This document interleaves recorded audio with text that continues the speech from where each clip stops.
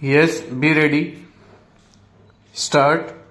Since circumstances vary a great deal, it is difficult to lay down a rigid policy that taking private work from government servants should always be constructed as dishonestly meriting dismissal. Stop.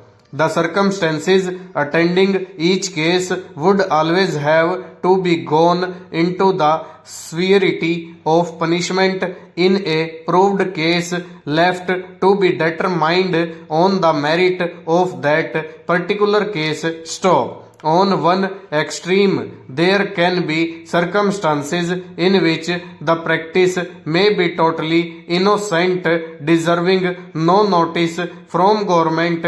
Example, the use of a personal orderly out of office hours with his willingness and on payment for duties not of a menial character. Stop. On the other extreme, there can be circumstances in which the practice would amount to dishonestly meriting dismissal. Example, the use of gangmen as regular whole-time domestic servants. Stop.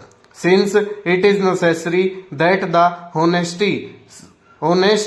government servants should know where exactly he stands, and equally necessary that the dishonest government servants should have warning of government's intention to treat certain form of this practice as acts of corruption. This letter seeks to analyze the various types of cases and to indicate the lines on which they should be dealt with. Full stop. Over.